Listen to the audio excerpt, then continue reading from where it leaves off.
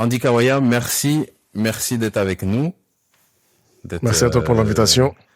Un plaisir. Pour la deuxième invitation d'ailleurs. La deuxième invitation. Ouais. Là, les gens, quand ils verront ça, ce sera la première fois qu'ils te verront, donc ils comprendront après. Mais après, voilà, ouais. Ok. Là, ils vont avoir ton avis d'expert et après ils entendront ton histoire. Donc ok, trop bien. Ça sera encore plus pertinent. Est-ce que tu peux te commencer par te présenter, nous dire Yes. donc bien évidemment le thème, les gens le savent, ils sont au courant. Le thème qu'on aborde avec toi aujourd'hui, c'est la gestion des émotions, mais en gros, est-ce que tu pourrais te présenter pour qu'ils comprennent pourquoi toi, qui tu es, qu'est-ce que tu fais là, et puis voilà. Moi, je suis Andy Kawaya, donc je suis un ex-footballeur professionnel qui a joué au niveau à Anderlecht en Belgique, à Malines, puis en Espagne dans les divisions 2 et 3. Et j'ai récemment arrêté ma carrière en 2023. Janvier 2024 officiellement pour problème au dos, donc j'ai 2 opérations qui m'ont mis out. Donc j'ai eu une première opération en 2022 puis l'autre en 2023 et les médecins m'ont dit que je pouvais plus continuer. Ma carrière a été marquée par un nombre incalculable de blessures, 5 opérations plus des mini blessures qui ont fait qu'en fait j'ai eu une carrière assez compliquée, mais une carrière qui m'a justement permis de m'ouvrir sur d'autres aspects de ma vie et me découvrir. Et je me suis lancé donc durant ma carrière dans des études en psychologie. Là, je suis détenteur d'un bachelier en psychologie et je commence tout juste un master en psycho aussi et un double master en neurosciences aussi. Et donc là, je me suis reconverti en coach mental, pas encore psychologue du sport, plutôt coach mental dans la préparation mentale des athlètes où j'essaie d'apporter donc mon expérience de footballeur, ex-footballeur qui a connu déjà la lumière. Parce qu'à 18 ans, j'ai joué la Ligue des Champions et j'étais vu comme un des plus grands espoirs en Belgique. Et puis, un peu les ténèbres et le fond du trou avec toutes les blessures et des périodes un peu difficiles.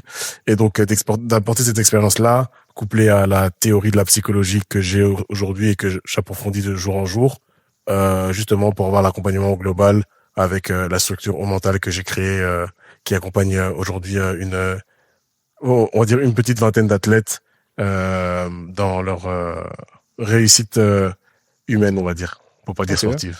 Ok. L'équipe La Conférence en ligne Réussir sa carrière revient pour une deuxième édition à la première semaine de février. Durant cette semaine, je partagerai avec vous des interviews d'experts en gestion d'image, en gestion financière, en gestion de carrière, en préparation mentale et en préparation à l'après-carrière. Le tout gratuitement, mais cette fois-ci en direct, ce qui vous permettra de leur poser directement vos questions et d'interagir avec eux. Alors, joueurs des niveaux nationaux, au niveau pro et professionnel des métiers du football, ne ratez pas cette occasion de venir chercher les outils nécessaires pour réussir votre carrière. Le lien pour vous inscrire est dans la description. On se dit à très bientôt et bon épisode. Le thème de la conférence, le titre de la conférence plutôt, c'est réussir sa carrière. Pourquoi, en gardant en tête le thème qu'on aborde aujourd'hui qui est la gestion d'émotions, c'est quoi réussir sa carrière selon toi? Je te dirais que réussir sa carrière, c'est très relatif. Parce qu'en fait, ici, déjà, je pense que la seule personne qui peut dire si la carrière a été réussie, c'est la personne concernée, donc celle qui mène la carrière. Pourquoi? Parce que en fait, on connaît pas son histoire. Et j'ai eu souvent ce débat avec des amis par rapport à Neymar, de qui on entend, il a gâché sa carrière. Et moi, je suis pas du tout d'accord parce qu'en fait, Neymar, quand on voit d'où il vient de favelas. Et quand tu es aux favelas, t'as combien de chances, t'as combien de pourcentage de chances de réussir ce que lui, il a accompli. Donc moi, je sais pas te dire, d'un œil extérieur si telle ou telle personne a réussi sa carrière. Par contre, si on leur pose la question et qu'ils te disent, écoute, moi, dans ma carrière, j'ai fait tout ce que je voulais faire, ils ont réussi leur carrière. S'ils te disent, j'ai pas fait tout ce que je voulais réussir, mais j'ai fait tout ce que je pouvais pour y arriver et ce sont les circonstances qui m'ont empêché justement de les réaliser. Pour moi, c'est une carrière réussie. Là où c'est une carrière ratée, si le fait de ne pas avoir réussi vient de la responsabilité de la personne directement, donc dans la discipline, dans tout ce qu'il fallait contrôler justement pour la réussir. Et donc je dirais, une carrière réussie, c'est pouvoir limiter le nombre de si j'avais à la fin de la carrière, et donc limiter le nombre de regrets aussi, et aussi avoir un vrai héritage. C'est-à-dire, ici on parle beaucoup d'héritage matériel, etc., qu'on veut hériter. Moi, c'est plutôt, en fait, quand tu parles aux gens et quand tu les côtoies, quand ils te connaissent, en fait, c'est quoi qu'ils retiennent de toi et comment tu les inspires même quand t'es pas à côté. Quand t'as un vrai héritage et que tu arrives à inspirer même des personnes qui t'ont côtoyé peut-être une semaine ou un mois ou un an, bah pour moi c'est quand même une carrière réussie. Donc c'est relatif, il y a plein de possibilités. Tant qu'à la fin on a grandi, qu'on a le moins de regrets possible aussi. Ok. Est-ce que si on saute dans le thème, est-ce que mal gérer ses émotions, ça peut être une source justement d'échec? Effectivement, ça peut être une des causes de l'échec, parce que dans la mauvaise gestion des émotions, ben il y a des décisions qui sont prises et en fait les décisions on les prend chaque seconde. Euh, Tu vois, aujourd'hui j'ai pris la décision d'être avec toi, et à chaque seconde je fais le choix de continuer cette interview. Tu vois, je pourrais couper et dire j'arrête. Et ben sur le terrain, dans la vie, quand on signe un contrat, quand on signe des choses, il y a à chaque fois les émotions qui entrent en jeu. Et je sais que tu as joué au football, donc je sais que on a déjà eu cette émotion de revanchard, c'est-à-dire je suis dans l'émotion du je dois me montrer. Et donc en vrai, je suis pas sûr de prendre la bonne décision parce qu'en fait ça peut influencer justement ma perception de ce que je vais signer ou de la direction que je vais prendre, etc. Donc bien sûr que la gestion des émotions peut être une cause d'échec. Elle est souvent la cause de beaucoup d'échecs d'ailleurs, parce qu'en fait l'émotion, on est tout le temps dans l'émotion. Maintenant c'est pas justement, vu qu'on est tout le temps dans l'émotion, c'est que ça veut dire que c'est une norme.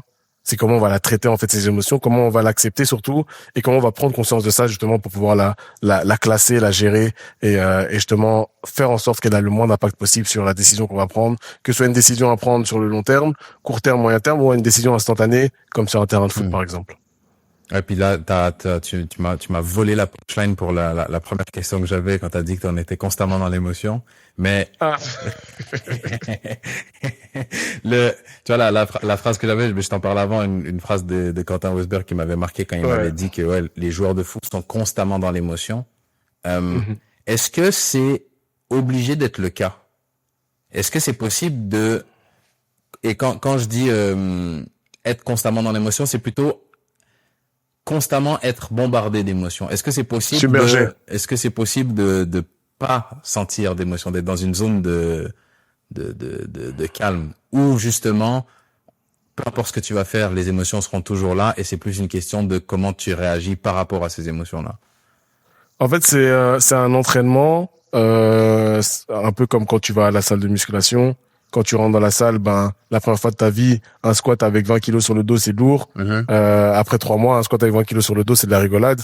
Et en fait, c'est un entraînement, la gestion des émotions. C'est savoir accepter que tu vas être submergé, savoir se blinder par rapport à ça justement, et savoir justement utiliser des techniques pour que les émotions qui vont toquer à ta porte dans ton esprit, ben soit tu peux les laisser rentrer en te disant elles peuvent être là, ça me dérange pas parce que je suis habitué, soit ben tu te mets une carapace et tu acceptes, enfin tu mets une interférence entre ces émotions et ton esprit.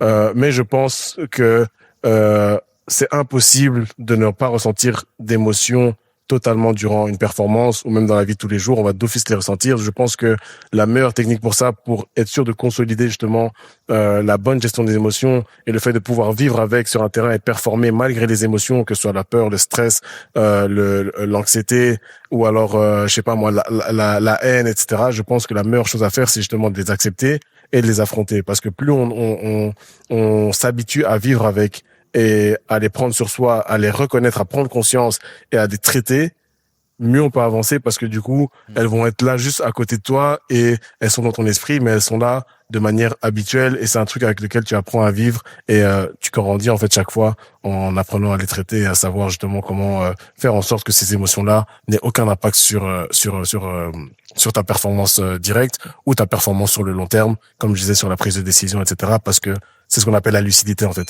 tu vois. C'est justement rester lucide par rapport à une situation, malgré le fait que tu peux être influencé.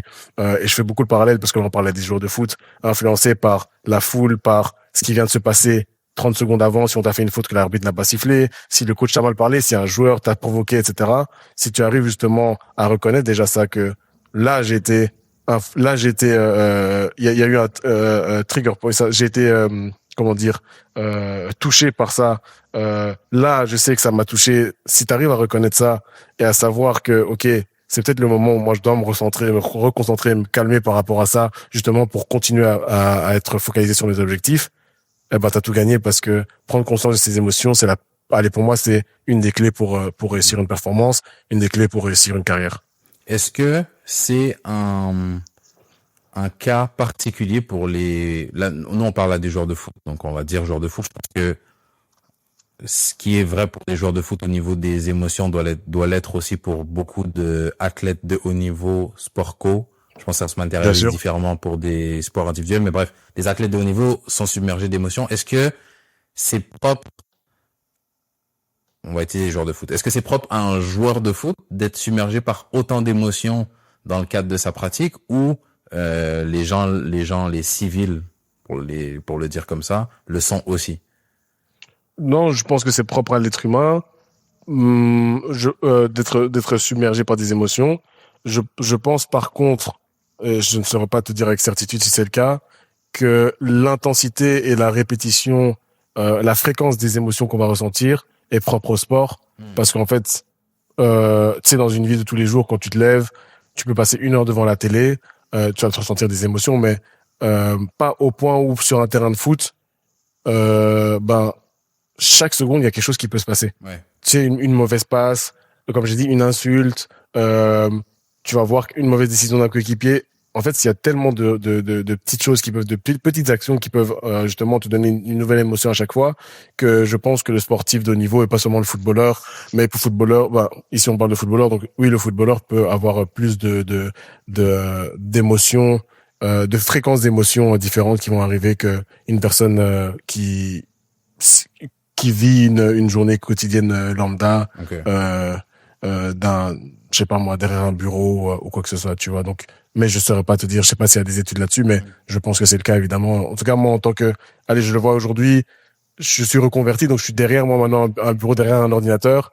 Eh ben, j'ai pas autant d'émotions quand j'étais sur un terrain de foot où je pouvais passer de la tristesse à la joie, à la déception, à la peur, au fait de ressentir du courage, enfin, plein de choses, mais dans un laps de temps de 10 minutes, tu vois, parce qu'en fait, je suis influencé par tout ce qui se passe sur le terrain, par la foule, par tellement de facteurs, et c'est pour ça qu'il est très important de pouvoir justement prendre conscience, mais surtout savoir les gérer. Et tu disais que un premier point qui aide à mieux les gérer, c'est de les reconnaître. Est-ce que tu penses que, de par ton expérience de joueur déjà, et en plus avec ton expérience de coach mental, quand tu reçois des athlètes, est-ce que la plupart des joueurs ont déjà conscience de ça, du fait que au niveau des émotions, ils sont submergés? Ouais. La plupart sont conscients qu'ils ont des émotions, qui sont submergés, pas toujours. Okay. Parfois, ils vont expliquer leur comportement par d'autres raisons. Ils vont pas comprendre qu'en fait, c'est juste qu'ils ont été submergés et donc leur comportement a été influencé. Parfois, ils vont dire non, c'est juste ma personnalité. Parfois, ils vont se tromper là-dessus aussi. Ce truc de non, c'est comme ça que je suis. En fait, c'est pas du tout comme ça que tu es. C'est que tu as été influencé par tes émotions qui viennent de quelque part. Maintenant, c'est une chose de prendre de le savoir et de prendre conscience. Maintenant, c'est une chose de reconnaître c'est quelle émotion. À ce moment-là précis, tu vois, un attaquant qui va rater une occasion devant le but, est-ce que c'est de la déception ou est-ce que c'est de la haine envers lui-même? C'est pas du tout la même chose. Tu vois, est-ce que il a la déception parce que il avait des objectifs et qu'il vient de rater un objectif de marquer un but, ou en fait il est déçu parce que, ou c'est de la peur parce qu'en fait il se dit j'ai déçu les autres. C'est pas du tout la même chose, c'est pas du tout ça va pas du tout influencer le comportement de la même manière, ça va pas du tout être traité de la même manière aussi. Ça veut dire qu'il y a des sources à traiter qui génèrent ces émotions qui sont différentes. Le travail va être différent.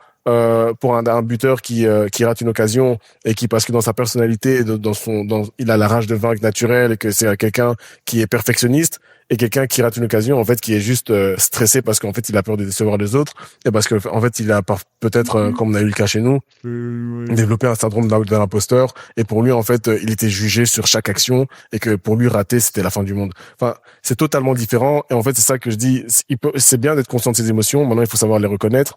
Il faut savoir se connaître, et c'est comme ça qu'on travaille nous ici, c'est que l'être humain a une grosse place dans la performance, et que quelqu'un la plus grande force d'une personne, c'est savoir qui il est, et savoir connaître ses forces et ses faiblesses. Et dans les faiblesses, c'est en fait, c'est quoi l'émotion que je ressens maintenant, mais ça dure une demi-seconde, hein. C'est quelle émotion? Paf, tristesse, ok, pourquoi? Parce que ça, comment je fais pour la gérer? On donne des techniques et on passe à autre chose. Parce qu'en fait, comme je t'ai dit, on est dans le football, sur un terrain de foot. dans une arène où tu dois prendre des décisions à chaque seconde et que t'as pas le temps, en fait, de penser à chaque émotion. Tu vas savoir les traiter directement en te focalisant directement sur l'objectif parce qu'en fait, sinon, tu sais même pas terminer un match, en fait. Oui. C'est ça qui est difficile, en fait, pour un footballeur Ouais, aussi. c'est de le faire en temps réel. Je pense que si t'as le temps de te poser et d'analyser, c'est une chose, mais je Ouais, pense que exactement. si des fois, en plus, dépendamment de ton poste, bah, peut-être que t'as un peu plus de temps, t'es gardien, il y a eu une action, t'as le temps de te poser, peut-être de réfléchir un peu sur le terrain, mais si tu te prends 3 vagues coup sur coup, t'as pas le temps. T'as pas T'as le pas temps, le en fait. temps. T'as pas le temps. Là, Et t'as en pas fait, le c'est temps ça pour le que, coup. non, et c'est pour ça qu'on fait beaucoup de, et c'est ça que quand on me pose la question, est-ce que tout le monde a besoin d'un coach mental? J'aime pas dire tout le monde parce que je pense que c'est pas d'office vrai ou, pour moi, je pense que c'est vrai, mais je comprends s'il y en a qui disent que c'est pas vrai. Tu vois, j'ai pas envie de rentrer dans ce débat-là. Par contre, ce que le coaching mental, c'est pas, et c'est là où beaucoup de gens se trompent, et même pas seulement le coaching mental, mais la psychologie du sport, ou plutôt de la performance, c'est pas seulement quand il y a des soucis. C'est aussi beaucoup de prévention. Pourquoi? Parce qu'en fait, tout peut aller bien aujourd'hui, mais tu dois être conscient, justement, déjà, comme je t'ai dit tout à l'heure avant, en off, tout le monde va échouer dans la vie. Et un échec, on parle pas seulement de rater une carrière. Échouer, c'est aussi rater un penalty. C'est un échec. Parce que tu avais un objectif de gagner le match, etc. Donc, c'est aussi un échec. Donc, tout le monde va échouer dans la vie. Maintenant, comment on prépare à se relever de ça? Parce qu'en fait, l'émotion que tu vas ressentir à ce moment-là, c'est de la déception, de la tristesse, parfois du dégoût de toi-même, etc. Donc, il faut en fait travailler l'esprit à toujours rester positif face à ces situations et à voir seulement le verre à moitié plein, jamais à moitié vide. Tu vois, ça, c'est de l'entraînement. Pouvoir justement relativiser, c'est de l'entraînement. Que ton cerveau, et ton esprit, quand tu rates quelque chose et que t'as du stress qui vient en toi, en fait, il faut savoir que le stress, il est toujours présent, mais comment est-ce que tu vas le gérer? C'est ça, il faut s'entraîner à ça. Il y a plusieurs techniques, il y a plusieurs outils, il y a des points d'ancrage en psychologie, il y a la visualisation, il y a plein de choses qui permettent justement de rester dans une optique positive et de comprendre qu'en fait, ta performance, elle va être faite de négativité, donc d'échecs et de réussite, et que justement dans la réussite, il faut rester focus sur l'objectif parce que dans le football, il faut avoir la mémoire courte. Si tu marques un goal, tu vas marquer un deuxième. Ouais. Donc, il faut pas trop poser sur tes lauriers, mais il faut aussi avoir la mémoire courte quand c'est négatif. Si tu rates une action, tu te concentrer sur la prochaine. Comment tu t'entraînes à ça aussi? Et ça sert le coaching mental et la psychologie du sport, dans la gestion des émotions à chaque fois, justement pour apporter la meilleure efficacité en fait durant la performance, quoi. Ouais. Après, quand tu dis est-ce que tout le monde en a besoin, j'aurais tendance à dire que ça, j'en ai aucune idée, mais si la question c'est est-ce que tout le monde a à gagner Bien sûr. à le faire, là, je pense que la réponse est évidemment que oui. Je pense qu'il y a, même Ouais, si c'est gagner 1%, ça peut bien faire une sûr, grosse diff. Donc, bien sûr, maintenant, bien sûr, bien sûr. ça se tient. Est-ce que les émotions sont nos alliés ou nos ennemis, pour le dire bêtement comme ça? Euh, c'est une bonne question et je dirais que ça dépend de l'émotion et ça dépend en fait de l'information que tu vas retirer de cette émotion et je vais t'expliquer pourquoi je dis ça. Euh, dans les séances qu'on a faites ici, je vais donner un cas précis, on a eu un athlète qui nous a dit moi quand je rentre sur le terrain j'ai peur. Et en fait la clé dans tout ça c'est quand je rentre sur le terrain j'ai peur. Et on lui dit donc tu rentres quand même sur le terrain avec la peur. Oui, ok, ça veut dire que t'es quand même courageux. On transforme en fait sa peur en une force. Il a peur, mais il va quand même sur le terrain. Donc il est courageux. Donc cette émotion-là, c'est qu'est-ce qu'on en fait en fait quand il te l'a dit, quand il l'exprime.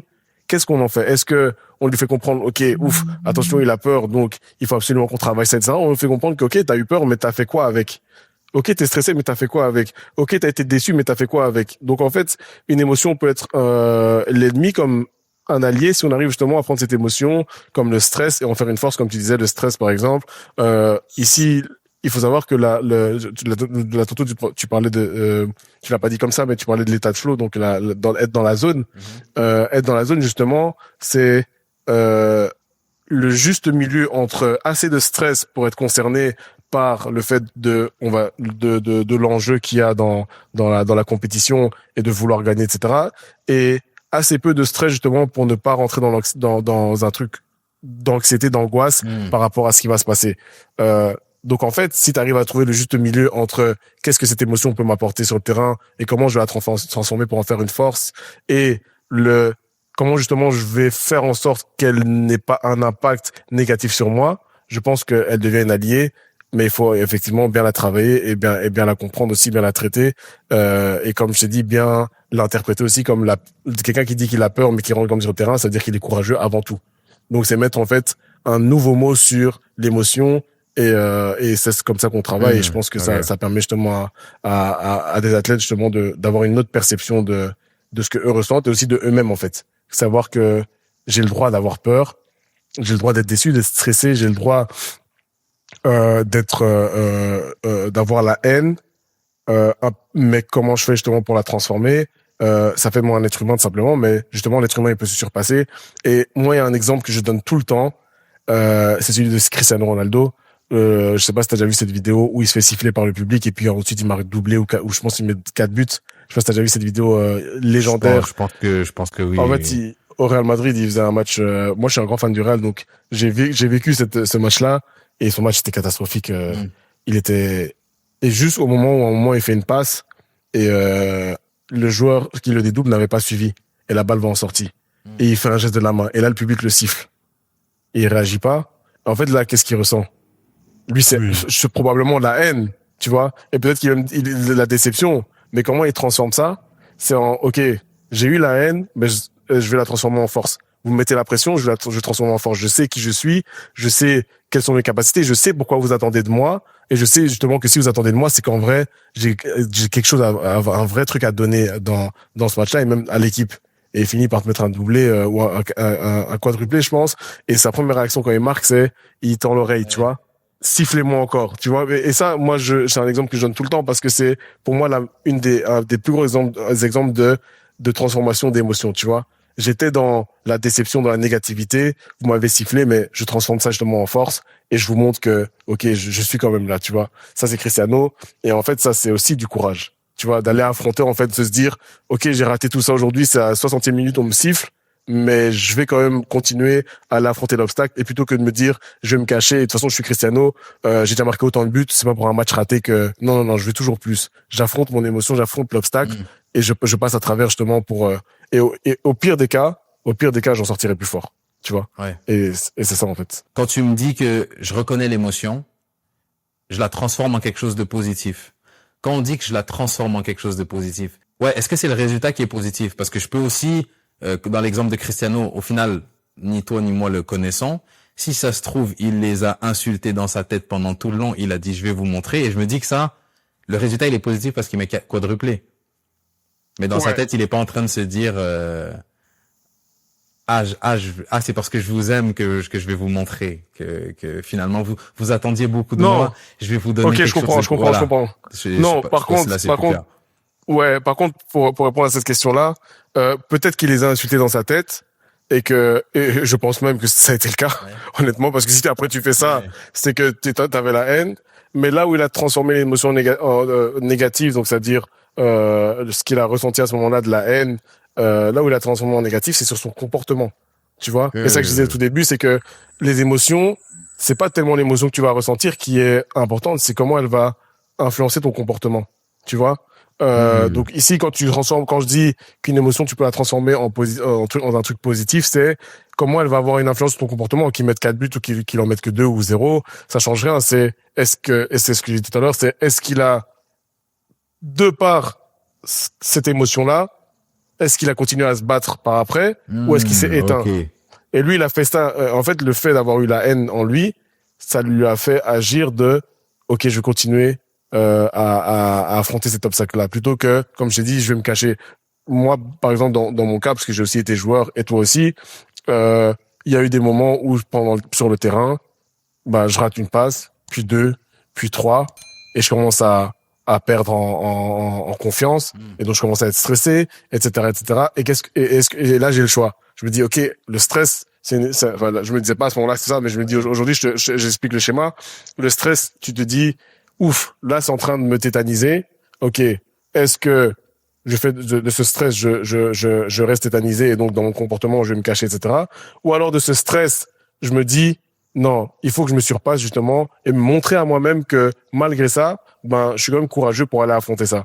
Et donc, en fait, je transforme l'émotion du stress en mode, c'est un nouveau défi et je me mets un nouveau défi et je vais un peu combattre l'obstacle devant moi. Et donc, en fait, je transforme le stress en, plutôt un jeu, un défi, en une émotion positive de, ok, je vais me mettre la pression et maintenant c'est un combat moi contre moi. Et je pense que Cristiano c'est un peu pareil. T'as la haine, t'insultes les autres, mais c'est toi contre toi en fait. Tu sais, il a tellement prouvé dans sa carrière, c'est pour ça que j'aime bien cet exemple, que pour lui, c'était peut-être inconcevable à ce moment-là qu'il se fasse siffler. Tu vois, les gars, il avait déjà marqué, je sais pas moi, 250 buts pour le Real, inconcevable. Ben en fait, pour lui, c'est un nouveau défi de se dire, je suis Cristiano, j'ai déjà prouvé. Est-ce que je dois encore prouver? La première réponse c'est normalement c'est non, t'as rien à prouver encore. Mais lui à lui-même c'est moi je dois me prouver que justement quand on a douté de moi, que je peux encore justement faire taire les critiques. Et en fait dans son comportement, il a adopté un comportement justement de prédateur, tu vois. Et donc là l'émotion elle s'est transformée positivement là où tu sais il aurait pu dire et je pense qu'on a tous eu un joueur comme ça dans le vestiaire. Quand il a la haine, c'est ouais mais c'est l'autre, ouais mais c'était Il aurait pu faire ça. Il aurait pu dire ouais mais c'est l'autre qui a pas couru quand j'ai fait la passe. Ouais mais de toute façon vous m'aimez pas, etc. Lui il a dit non. Ok vous m'aimez pas mais c'est pas grave. Je vais vous donner des raisons de m'aimer maintenant. Et ça que j'adore dans cet exemple-là et c'est ça que je dis transformer l'émotion en quelque chose de positif, c'est-à-dire qu'elle puisse influencer de manière positive ton comportement. Okay, ok. Exactement. Ça ok c'est plus là c'est limpide pour moi parce que je me dis ouais non ça se tient. Ça se tient, puis en plus je me dis que si ça se trouve, il se dit ouais non si ça se trouve c'est pas ma faute, c'est vraiment le public, ils connaissent pas le foot au Santiago. Et on a connu des joueurs comme ça. Ouais. Enfin moi j'ai des coéquipiers, et même moi parfois en tant que joueur j'étais aussi en mode c'est eux, c'est pas moi. Tu vois, tu trouves beaucoup d'excuses et lui c'est pas ça. Et pourtant et comme je dis, je prends Cristiano exprès parce que à ce moment-là il avait déjà prouvé, il avait déjà 3 ou 4 ballons d'or, donc c'est pas comme s'il devait encore se casser la tête pour aller montrer que, tu vois, il aurait pu juste faire un fuck et dire, les gars, de toute façon, vous m'aimez pas, ça... Et c'est ça justement que Cristiano, il a montré, c'est que, en fait, c'est plus tellement le combat contre les supporters, c'est moi et moi, en fait. Qu'est-ce que je peux me prouver là, à un moment? Et c'est ce que je te disais, c'est, en fait, sur le terrain de football et dans la vie de tous les jours, qu'on soit sportif ou pas, on fait des choix chaque jour, mais on fait aussi le choix de s'affronter, de vouloir être meilleur à chaque fois. Et là, il a fait le choix de, je veux être meilleur. Je veux justement me surpasser encore une fois. Et cette gestion-là, elle compte plus pour le... Est-ce que quand tu fais ce travail-là, quand tu es un joueur et que tu es engagé dans cette voie-là, que tu fais ce travail-là, tu le fais plus pour le joueur ou tu le fais plus pour l'homme? Pour l'homme. Ok. Parce que tu parles de moi-même. Quand on fait ce travail-là, non, pas de ton côté, pas de ton point de vue. En fait, oui. Qu'est-ce que tu, en fait, c'est plus, je vois. Qu'est-ce que tu si toi, en tant que joueur, ouais, exactement. Si toi, en tant que joueur, tu fais ce travail-là, est-ce que ce serait plus pour le joueur ou pour l'homme? Ok, exactement. Je comprends. Ça, c'est mon point de vue parce que je ne suis pas, le joueur en lui-même. Mais moi, si j'étais joueur et moi, en tant que coach mental, je le fais pour l'homme. Parce que, il n'y a pas de performance sans l'être humain. Il n'y a pas de vraie performance sans un être humain. L'être humain doit être à 100% pour être à 100% dans sa performance. Et ça a été prouvé des dizaines de fois. Il y a plein d'études là-dessus. C'est que si t'as vécu avant une performance, un événement traumatisant, un événement qui peut influencer ton état d'esprit, sur le terrain, ça va avoir des répercussions. Et parfois, tu vas faire une bonne performance. C'est la réalité. Mais elle sera jamais aussi bonne que si tu étais à 100%. Tu vois? Donc, c'est d'abord l'être humain avant tout parce que si tu fais pas ça, si tu mets seulement le sportif en avant, tu restes dans la performance, tu peux la faire.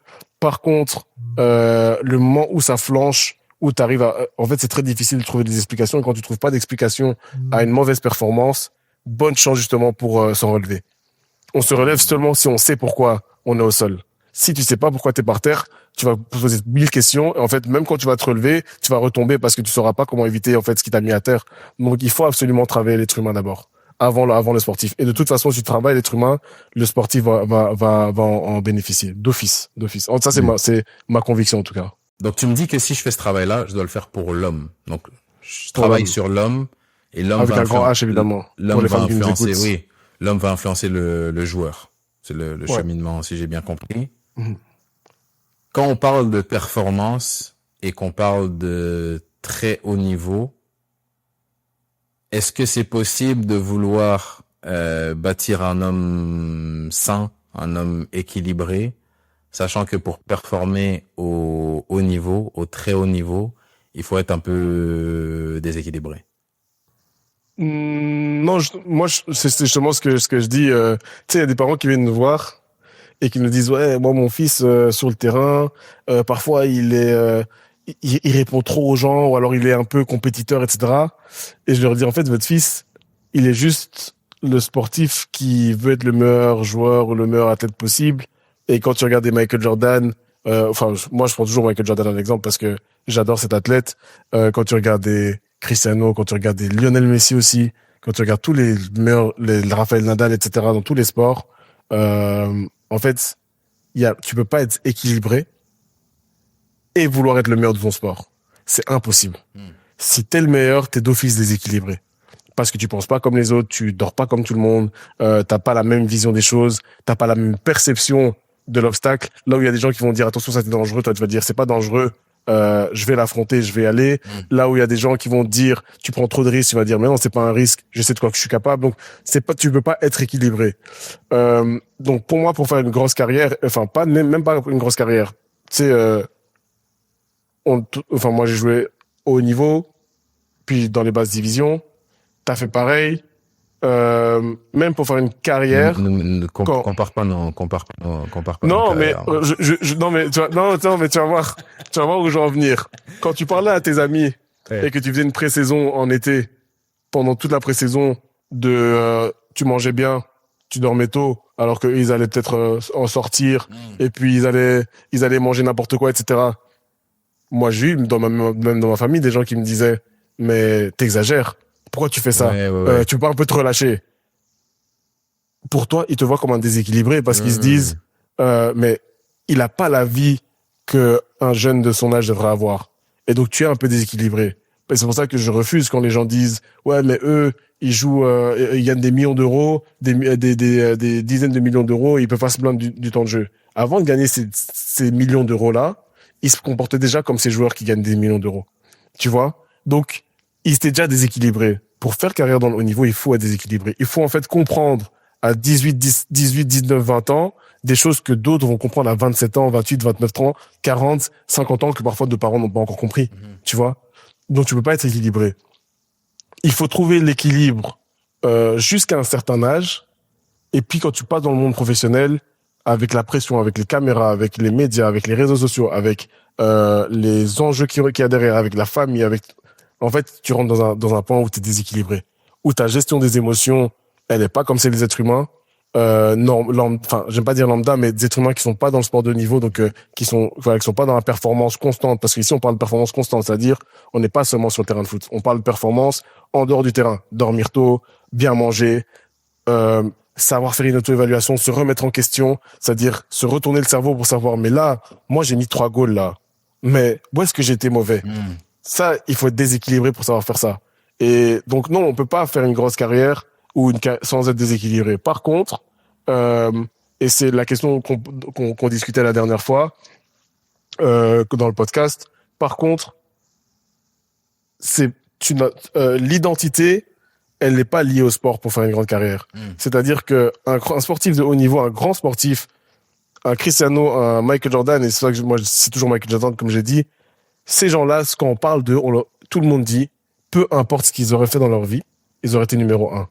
Parce qu'en fait, c'est pas le football qui leur fait agir, se comporter comme ça. Ils sont comme ça, et donc l'être humain est comme ça, et il l'apporte dans son sport. La recherche de l'excellence, ça fait partie d'eux. Tu vois, c'est dans leur mentalité, c'est dans leur esprit d'être les numéros 1 dans ce qu'ils font, et c'est pour ça que, généralement, quand tu vois les grands sportifs, et que, je sais pas si t'as déjà lu beaucoup de livres, mais tu sais, ils t'expliquent, même quand je joue aux cartes avec des amis, je dois gagner. Ouais, mais tu le vois dans même de la Dance où Exactement. Je dois gagner. Des petits paris, il veut toujours Exactement. gagner. Toujours gagner. Peu importe. Ils sont mauvais perdants. Parce qu'en fait, c'est dans leur mentalité. C'est pas le sport, l'identité. C'est leur identité qui va dans le sport. Et c'est pour ça qu'ils deviennent grands, en fait. Parce que même tu sais que, pourquoi ils deviennent grands, c'est parce que on va tous connaître des moments difficiles. Certains plus que d'autres.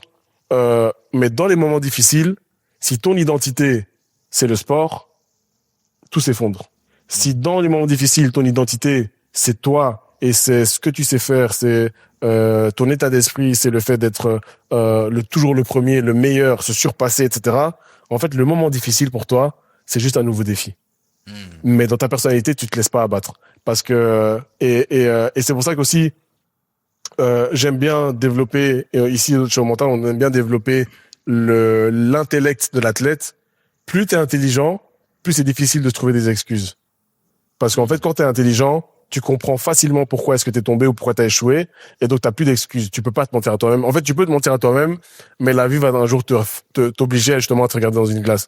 Et donc, plus t'es intelligent et plus tu comprends des choses sur toi-même, plus t'es développé, plus tu délies ton identité du sport et tu comprends que t'as des capacités en dehors, moins tu te trouveras des excuses, parce que tu pourras plus dire ouais, mais c'est les circonstances du sport qui ont fait que je ne suis pas là où je veux être. Ouais. Non. C'est pas que les circonstances. T'es assez intelligent pour comprendre que là, t'aurais pu faire mieux là. C'est dur, mais ça te permet justement de avoir le moins d'excuses possible et justement de te relever quand il faut se relever. Et c'est pour ça que pour moi, oui, il faut être déséquilibré pour faire une carrière, mais de l'autre côté, l'identité doit pas être le sport. C'est toi qui ramène ton identité dans le sport, tu vois. Et c'est comme ça que les grands champions font. En tout cas, c'est mon avis. Ouais, puis en plus, j'aime bien comment tu sais, quand on entend déséquilibré de base, je pense que ça a quand même une connotation négative, comme si c'était déviant. Déviant, exactement. Anormal, mais pas anormal exceptionnel, anormal négatif. Négatif, exactement. Et pour ça, j'aime bien quand tu le redéfinis comme ça. C'est que de base, quand t'es dans cette démarche-là, t'es anormal, mais dans le positif, t'es exceptionnel dans ta façon de voir les choses, donc t'es déjà déséquilibré. Et puis bon, si on suit le spectre, le plus déséquilibré, souvent, on va vers celui qui est le plus fort dans ce domaine-là. Clairement. Mais derrière ça, si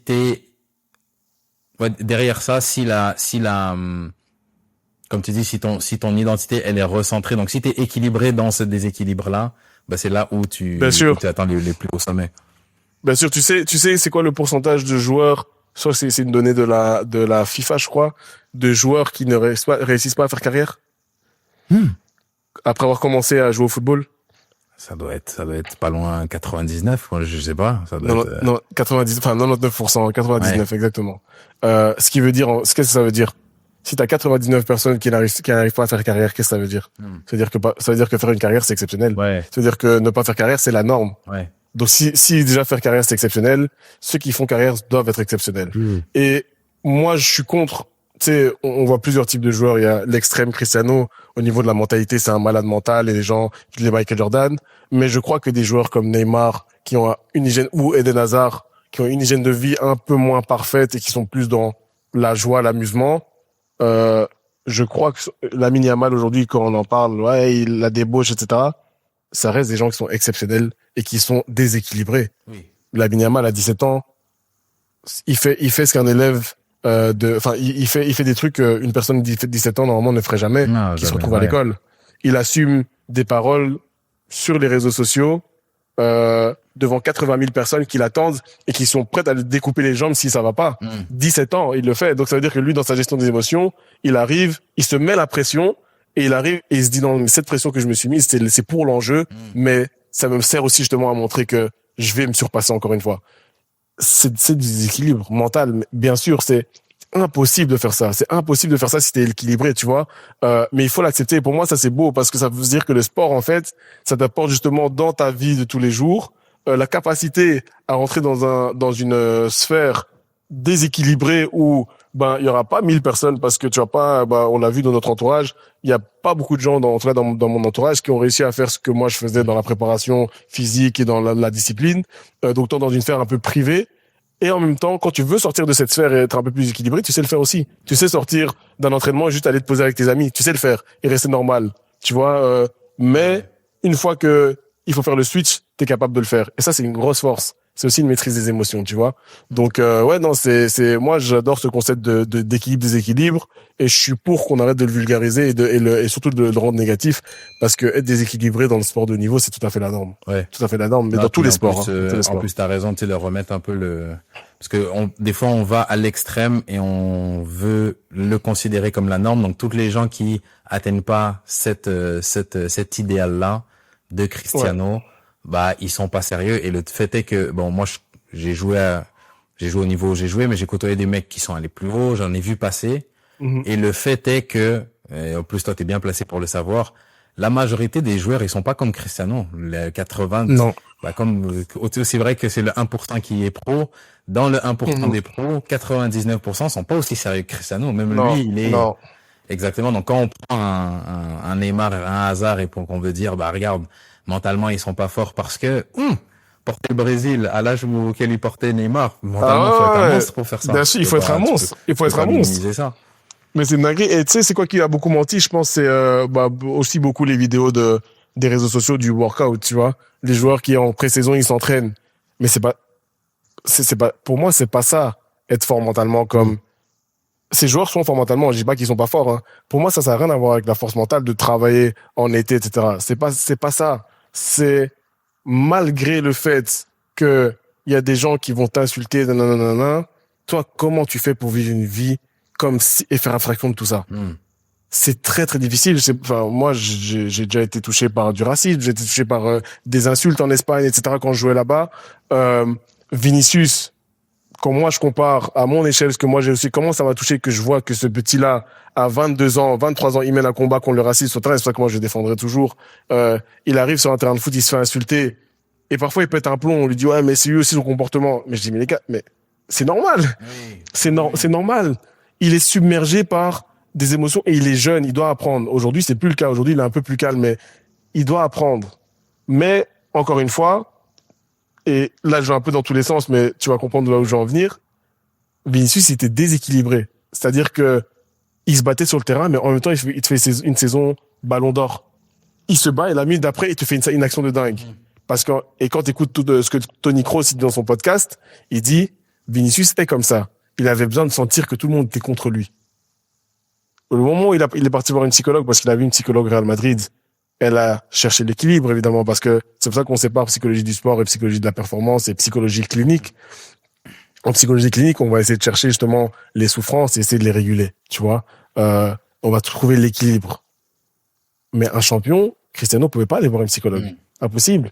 Parce que tu peux pas aller chercher l'équilibre chez lui. Tu dois justement essayer de nourrir justement ce déséquilibre et trouver l'équilibre dans le déséquilibre, tu vois. C'est-à-dire, il est comme ça, mais il faut que ça reste justement au point le plus à l'extrême entre tomber dans la négativité et rester dans la positivité, pour que justement ça puisse sur le terrain influencer son comportement et qu'en dehors du terrain il puisse faire abstraction de tout ce qui puisse se dire sur lui, tout ce qui peut influencer justement son comportement et sa performance, tu vois.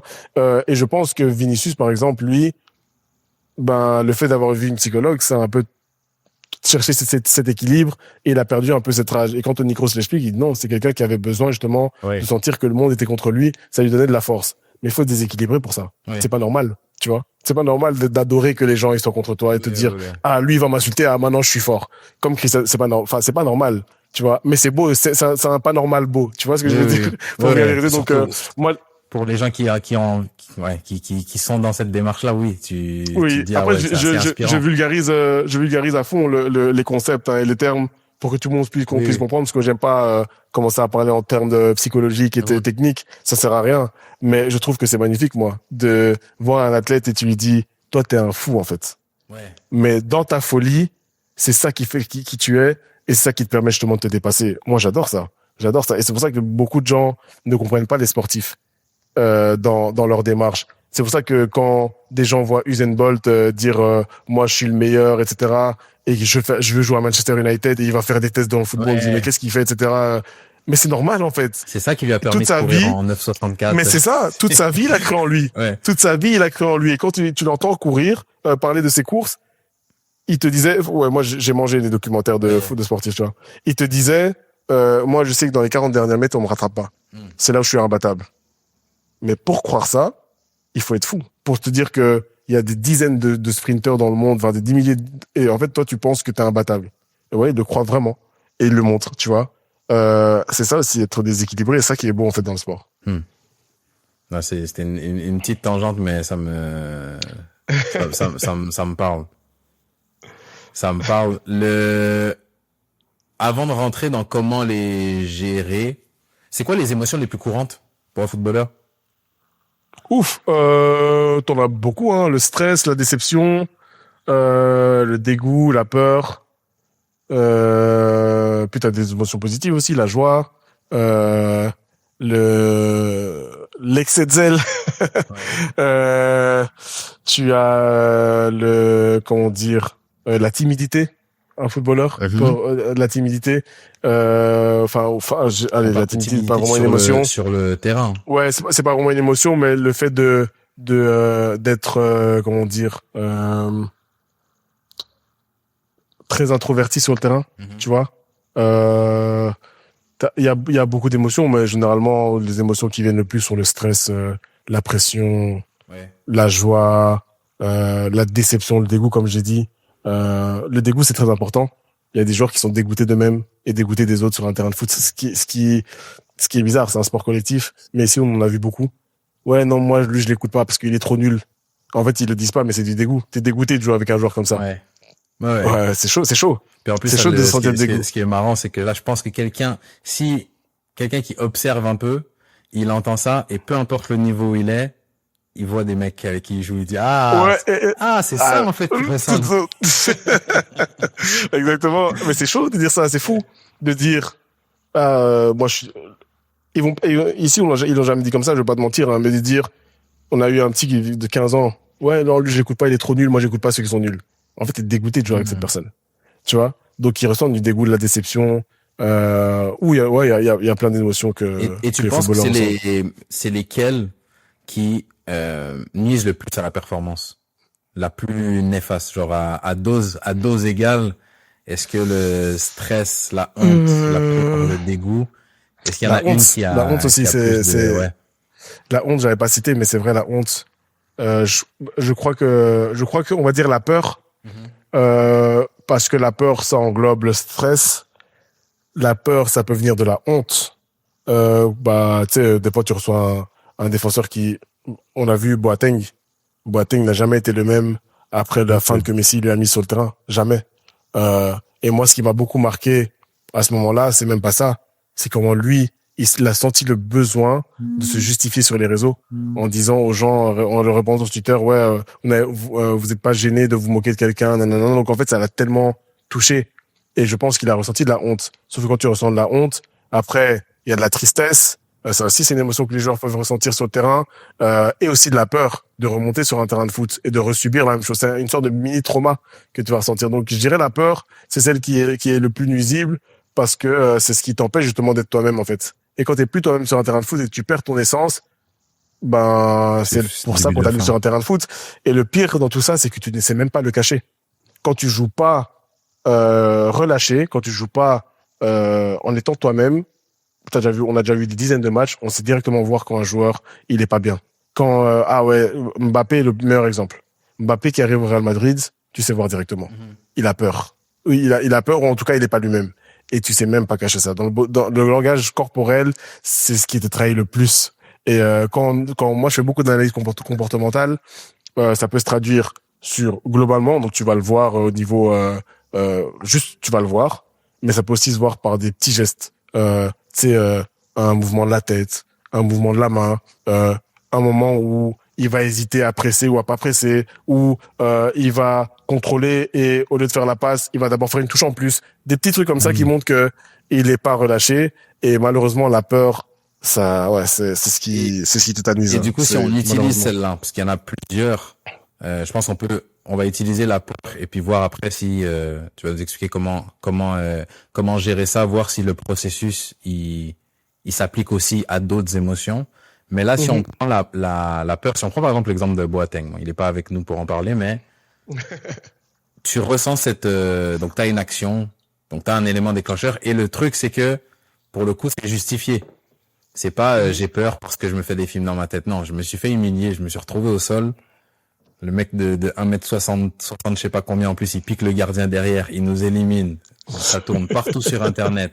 Tout le monde m'incendie. Pour le coup, en plus, c'est injuste parce que jusque-là, je suis top 2, top 3 des meilleurs défenseurs centraux au monde. Mais là, tout le monde me parle comme si j'étais un rigolo. Comme si ma carrière, tout ce que j'ai fait, se résumait à ça. Et si je dis pas de bêtises, est-ce que c'est après la Coupe du Monde, ça? Parce que je pense qu'il gagne en 2014. Je pense que ça, c'est 2015. C'est en 2015, hein. Voilà. Ouais, c'est après la Coupe du Monde, c'est en 2015. Champion du monde. Mais on me traite comme un rigolo. Et à ce moment-là, il était considéré comme le meilleur défenseur du monde à ce moment-là, si je me souviens bien. C'était avec Guardiola, si je me trompe. Pour pas choquer, j'ai dit top 2, top 3 pour pas me faire d'ennemis, mais voilà. Ouais. Et moi, il était considéré, moi, je le considérais pas. Mais je comprends ce qu'il faisait. En plus, c'était sous Guardiola, non, qu'ils étaient à ce moment-là. Hein. Exactement. Donc, encore raison de plus pour penser que voilà, t'es titulaire sous Guardiola. Voilà. Ouais, donc non, je comprends. Mais du coup, la question c'est... J'ai cette peur-là. Comment l'attaquer? Tu m'as dit, tout à l'heure, tu m'as parlé du fait que, bon, je reconnais, je vois que j'ai vécu cet événement-là. J'ai reconnu que c'était de la peur. J'ai reconnu que maintenant, quand je suis sur le terrain, quand c'est un contre un, je suis moins sûr de ma force. Ouais. Et tu sais, on parle souvent de la confiance des attaquants devant la cage. Moi qui suis défenseur, je vois la différence quand je suis dans un duel et je me dis, lui, c'est impossible qu'il passe. Et quand je me fais fixer et que je me dis, oh, je suis pas sûr de quand sortir, de comment faire, voilà. Quoi faire? C'est quoi le processus? Ici, on va apporter de la sérénité aux joueurs. Et quand je dis apporter de la sérénité aux joueurs, c'est-à-dire qu'on va utiliser, nous c'est comme ça qu'on travaille, c'est qu'on va utiliser son histoire pour le convaincre qu'en fait, il a toutes les capacités justement pour vaincre cette peur. Et surtout, pour le convaincre que ce qu'il a vécu à ce moment-là, c'est un événement exceptionnel dans sa vie, c'est pas de la récurrence. Et pourquoi je dis on va le convaincre lui-même, c'est parce qu'en fait, quand lui il te dit malgré tout ce que j'ai fait dans ma carrière, en fait, malgré tout ce que j'ai fait dans ma carrière, c'est déjà ok, qu'est-ce que t'as fait dans ta carrière? Ah bah j'ai fait ça, j'ai fait ci, nanana. Ok, donc t'as quand même réussi des trucs. Ouais, c'est quoi tes autres accomplissements? Ok, t'as utilisé quoi comme qualité à ce moment-là quand t'avais réussi ce que t'as fait dans ta carrière? Lui, il a gagné la Coupe du Monde, par exemple. C'est quoi? Pourquoi t'étais le numéro 1 à ce moment-là? Ah ouais, parce que j'étais comme ci, parce que j'étais comme ça, parce que ok, donc ça, des trucs que tu as. Ouais, ok. L'événement que t'as vécu contre Lionel Messi, parce que lui c'était Lionel Messi. Déjà, c'était quoi? Ça t'est arrivé souvent? Non, pas souvent. C'est la première fois. Ok, c'est la première fois. Ça t'est arrivé encore après? Non, c'était la seule fois. Ok, donc déjà là, t'élimines le truc de récurrence. C'était juste un événement exceptionnel qui est arrivé. Ensuite, cet événement exceptionnel-là, qu'est-ce que t'as appris?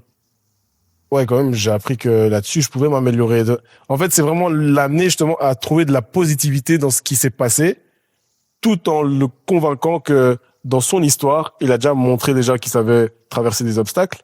Ça, c'est déjà une chose. Parce que tout athlète et même tout joueur de football a traversé des moments difficiles, que ce soit des blessures, etc. Et tu vas utiliser les mêmes forces, les mêmes qualités pour traverser ces trucs-là. Et puis lui faire comprendre que dans chaque événement, il y a des choses à retirer. Et dans le cas de Boateng ici, tu sais, quand t'as été un défenseur central, t'es le meilleur joueur du monde, t'as gagné la Coupe du Monde étant titulaire, etc. T'es plein de certitudes. Mais si il te lamine sur le terrain, en fait, qu'est-ce que tu apprends de ça? Que j'ai encore des choses à améliorer. Ok. Sauf que eux sont des sportifs de haut niveau. Pour eux, progresser, c'est normal. Donc lui, c'est plus j'ai des faiblesses, c'est j'ai des choses à améliorer. C'est plus du tout la même chose. Tu vois, ici, nous, on parle dans zone d'amélioration, on parle pas en faiblesse, tu vois. Ok, j'ai des choses à améliorer. Comment faire? Et une fois que tu mets un plan d'action en place pour améliorer, tu sais, des fois, c'est même pas vrai, hein. Je te cache pas, des fois, il a pas des choses à améliorer. Juste que, là, il a juste trouvé plus fort que lui, tu vois. C'est tout. T'as perdu un duel, c'est tout, tu vois. Mais en fait, l'athlète a besoin de sentir, qu'il est en train de progresser sur certains aspects. Ça peut être comme t'as dit tantôt, hein, ça peut être 1%. Mais s'il sent qu'il met un plan d'action qui lui permet de progresser, même mentalement, ce sont des compétiteurs. Donc, il va, justement, essayer de se surpasser. Et c'est comme ça que nous, on essaie de travailler, en fait, avec les athlètes. Quand ils ont peur de quelque chose, on les force, justement, à affronter la peur. Et un exemple. Ouais, vas-y. Continue. Donc, ils vont devoir gérer cette émotion de la peur. D'accord? En fait, nous, on doit les convaincre, justement, que qu'ils aient peur ou qu'ils n'aient pas peur, ils vont de toute façon devoir affronter l'obstacle un jour ou l'autre, tu vois. Et souvent, ce qu'on dit à un athlète, si je dis, t'as peur, c'est vrai. Ok. Est-ce que t'es capable justement de vaincre cette peur? Je sais pas. Je dis, ok, pourquoi tu vas pas le découvrir? Ok, mais si je rate? Je dis, ok, si tu rates, au moins tu sauras quoi faire justement pour éviter justement cet obstacle-là. Il me dit, comment ça? Je dis, en fait, quand t'es sur un terrain de foot, je disais à un ailier, par exemple, il a 13 ans, c'est un ailier. Je disais, quand t'es sur un terrain de foot, t'es en 1 contre 1. C'est le premier 1 contre 1 de ta vie contre ce défenseur-là. Tu sais si t'es plus rapide que lui, oui ou non? Non, je sais pas. Je dis, comment tu vas le savoir? Si j'essaie de le passer, que je vois qu'il est plus rapide que moi ou que je suis plus rapide, je lui dis donc ça veut dire que la peur que t'avais de savoir si oui ou non était plus rapide, tu l'as affronté pour apprendre des informations. Ok. T'es plus rapide que lui, oui. Tu sais que tu dois continuer à jouer sur la vitesse. T'es pas plus rapide, tu sais que tu peux justement trouver d'autres solutions, d'autres alternatives. Mais si tu le fais pas, tu restes bloqué et en fait tu n'avances pas, tu progresses pas. En fait ici c'est vraiment leur faire comprendre que dans la recherche de progression, il faut parfois affronter les peurs même quand le résultat est négatif. Parce que dans le résultat négatif, il y a toujours des choses à améliorer, tu vois. Et donc en fait la peur devient un facteur de progression. Et aussi, c'est une preuve que tu es courageux parce que tu as été l'affronter, comme j'ai dit tout à l'heure. Et donc, c'est comme ça qu'on essaie de les amener justement à modifier la perception de ce qui vient de se passer et de trouver le positif. C'est plus un événement qui m'a foutu la honte devant des milliers de personnes. C'est un événement qui me permet justement de montrer que je peux me relever de ça. Et est-ce qu'il y a des parce que disons que j'ai fait ce cheminement-là, on a cette discussion-là et que je comprends tout ce que tu me dis. Mm-hmm. Ça, c'est un challenge aussi qu'il y a en tant que sportif, c'est que des fois, je comprends les choses, les ressentir, c'est autre chose. Donc, on a fait ce travail-là, j'ai compris. Je sais que c'est pas cette action-là qui me définit. Mais là, il y a un autre petit gaucher qui vient me fixer et je suis reparti. Je retombe,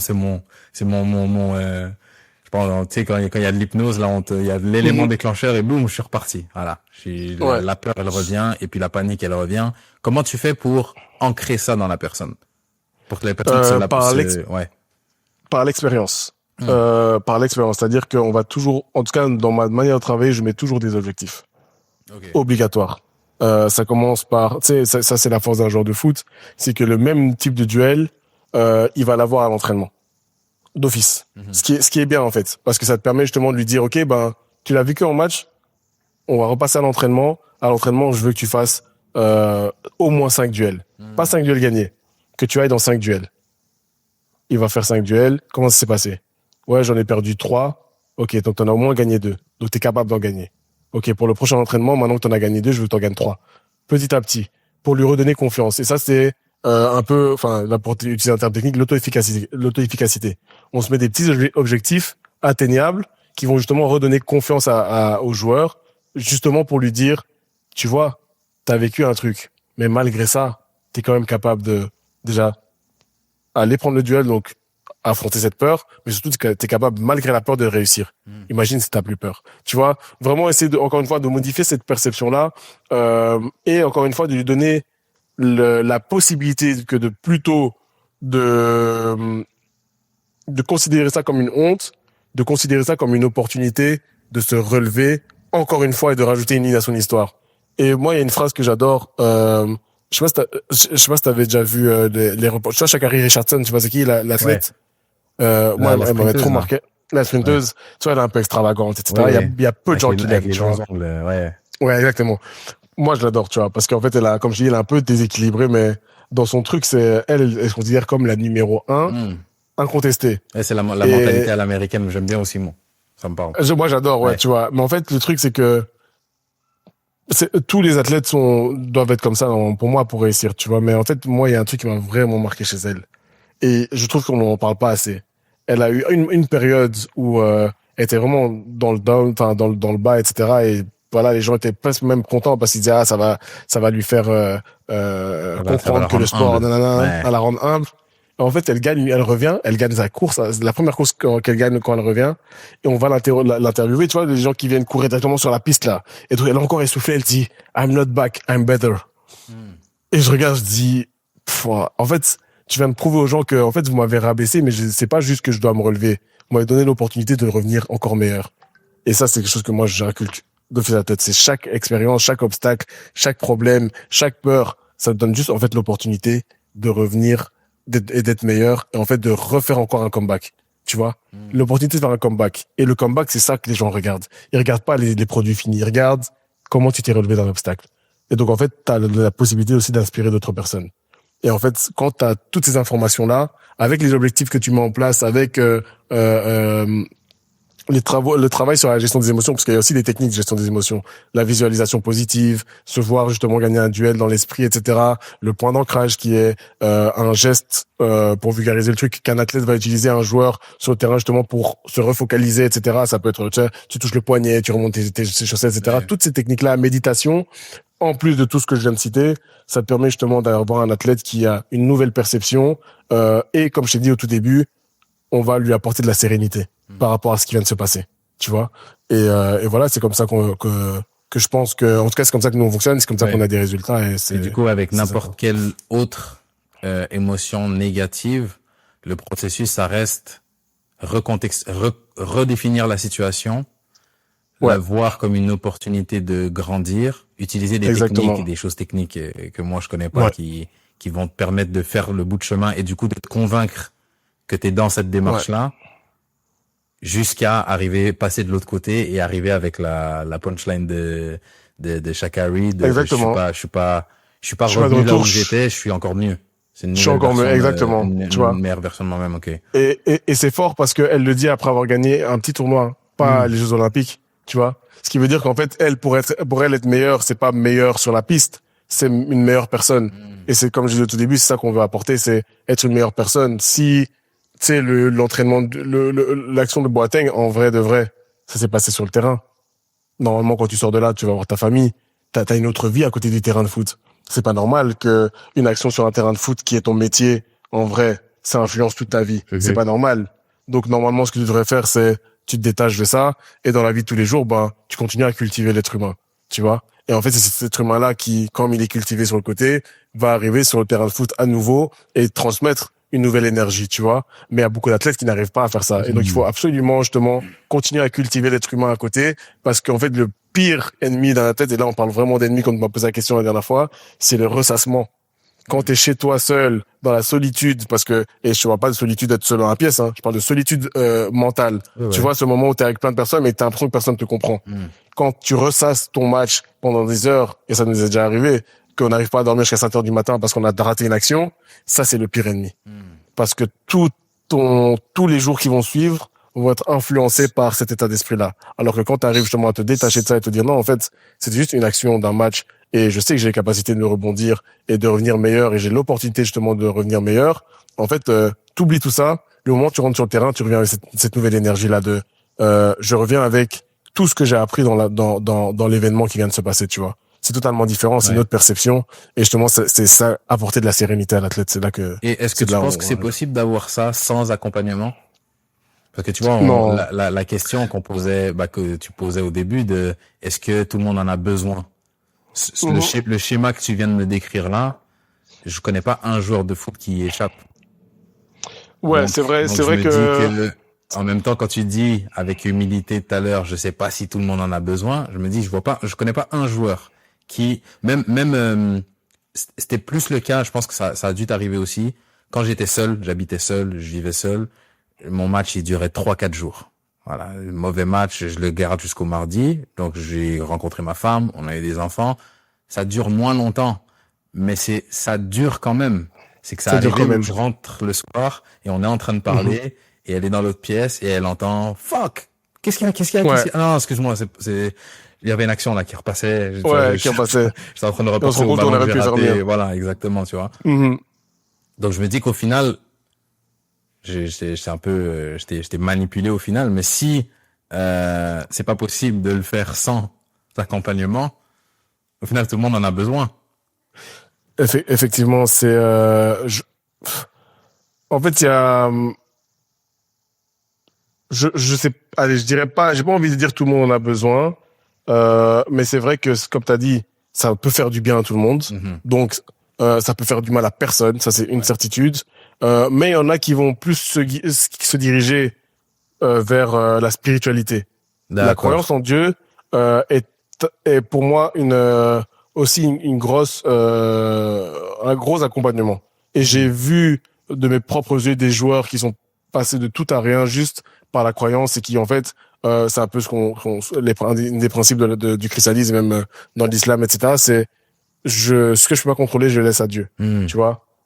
Et donc dans la prière, tu arrives à te réfugier justement les moments difficiles, à te réfugier là-dedans, etc. Donc voilà, si t'as ça, c'est déjà quelque chose qui peut t'aider justement à relativiser, à remercier Dieu chaque matin pour ce que tu as déjà. Et donc quand tu arrives à remercier Dieu, ben, les événements qui arrivent sur le côté, voilà, c'est secondaire.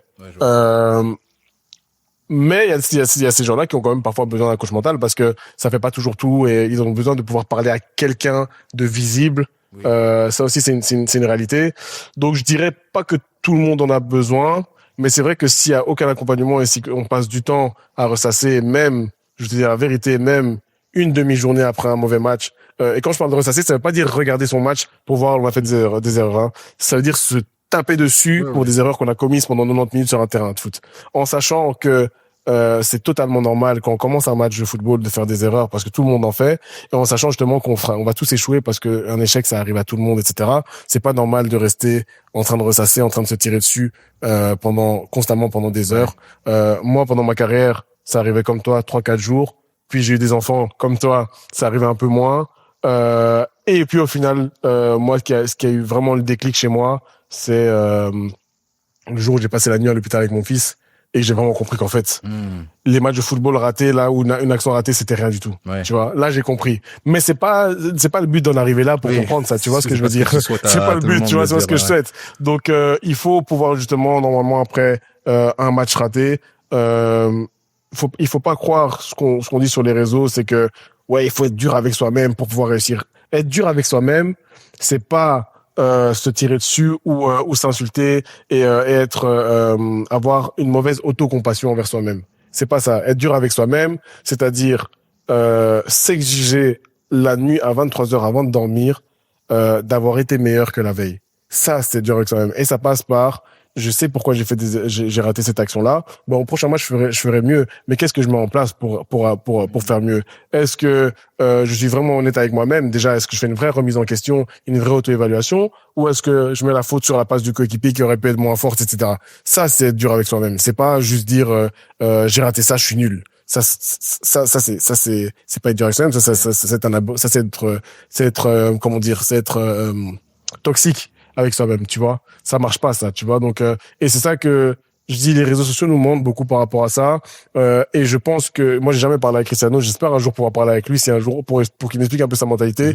Et mon rêve ultime, c'est parler avec Michael Jordan. Ça, c'est vraiment comprendre comment eux, ils agissaient quand ça allait mal. Mais je suis pas sûr qu'ils se sont dit un jour, je suis nul. Impossible. Vu leur ego et comment ils ont confiance en eux, c'est impossible dans leur tête, c'était je suis nul. C'était plutôt, je sais que je peux faire mieux et je vais le prouver, tu vois. Et ça c'est dur avec soi-même, tu vois. Ouais. Et tu vois, j'avais sur la gestion des émotions des questions. C'est marrant parce que je les prépare avant et comme je connais, tu sais, je suis en train d'apprendre en temps réel avec les gens qui écoutent, moi, qui vont écouter, sur la gestion des émotions. Tu vois, quand est-ce qu'il faut ignorer ses émotions? Je me rends compte que la question, finalement, je pense qu'elle est à côté, elle est pas juste. Je sais pas s'il y a des cas où faut les ignorer, c'est juste comme tu disais tout à l'heure. Est-ce qu'on peut les ignorer? Ouais, est-ce que tu peux les ignorer déjà? Attends, je vais t'expliquer une conversation que j'ai eue avec mon petit cousin. Je vais pas citer son nom. Et je lui disais que j'étais content que il a vécu un moment un peu difficile. J'espère qu'il m'en voudra pas d'en parler ici, parce que les gens de ma famille vont savoir que c'est lui, mais je disais que j'étais content quand sa maman me disait il est dans sa chambre et il ne sort pas. Parce qu'il était triste. Et j'ai dit je suis content de ça. Et il m'a regardé et j'ai dit oui, parce que ça veut dire que tu ne mettais pas de côté tes émotions. Ça veut dire que tu les traitais vraiment, que tu acceptais d'être dans la difficulté. Parce qu'en fait, il y a trop de gens qui se disent, pour pas ressentir une émotion, je vais être actif, je vais travailler, nanana. Sauf que le moment où ça pète vraiment. Et c'est comme ça que les gens arrivent à faire des burn-out, à être en dépression, à sombrer, et tu te rends compte, tu te dis, oh, mais tout allait bien, on n'a pas compris, ils vont se suicider. Oui, parce qu'en fait, pendant tout ce temps, ils essayaient d'être forts. Être fort, c'est pas cacher ses émotions. Être fort, c'est pas ne pas avoir d'émotions. Être fort, c'est même ne pas avoir de faiblesse ou ne pas pleurer. Être fort, c'est être courageux. C'est-à-dire que j'ai des émotions, viens, je les affronte. Je fais pas semblant, tu vois. Je fais pas semblant d'aller bien pour qu'on me casse pas la tête ou parce que j'ai pas envie d'aller affronter. C'est pas ça. Être fort, et c'est pour ça que je dis, ignorer ses émotions, c'est impossible. Tu peux les ignorer pendant un certain moment. Ça va d'office revenir et ça va pas revenir d'office dans ton esprit. Ça va se traduire par des comportements que toi-même tu vas pas comprendre. Et les gens vont dire, mais il a changé, lui. Et en fait, il a pas changé. Il a juste enfoui des choses et comme ça fait trop longtemps, il ne s'en souvient peut-être plus, mais ça influence son comportement. Et puis quand tu parles vraiment en profondeur avec eux, et c'est ça la difficulté d'aller chez un psychologue après autant de temps de souffrance, c'est que petit à petit, il y a des souvenirs qui remontent, des émotions qui commencent que t'avais enfouies, et tu te dis, je suis submergé. Et c'est là le danger. Il faut faire le travail dès le départ. Et donc je pense que c'est une mauvaise idée d'ignorer ses émotions. Et donc pour moi, un footballeur ne devrait pas ignorer ses émotions, il devrait pouvoir en parler, pouvoir justement les traiter. C'est ce que Teddy Riner disait aussi. Il a vu un psychologue depuis qu'il a 13 ans, une psychologue depuis qu'il a 13 ans, qui le suit encore aujourd'hui. Et c'est ce qu'il explique. Il dit non. Moi, gaillard comme je suis, un grand, etc., j'ai des émotions et je les ai traitées. Et je les ai traitées. Ce qui a fait de lui un sportif très équilibré, dans le déséquilibre, d'être le meilleur, tu vois. Donc, ignorer ses émotions, c'est jamais une bonne idée. Elles vont tôt ou tard te gifler pour te rappeler que je suis là et j'ai une influence sur ton comportement, sur ton cerveau, sur la manière dont tu vas manger, sur les choix que tu vas faire. Donc, viens, on se regarde droit dans les yeux, toi et moi, et la tristesse que tu vois, traite-la. Pourquoi est-ce que je suis triste? Comment faire pour ne plus être triste? Qu'est-ce que je peux apprendre de ce moment-là? Plein de choses comme ça, tu vois. C'est comme quand tu vas à la salle. C'est vrai que j'ai donné l'exemple de la salle l'autre fois. Quand tu commences la salle, tu fais du développé couché à 10 kilos, c'est lourd. Moi, j'exagère, 20 kilos, c'est lourd.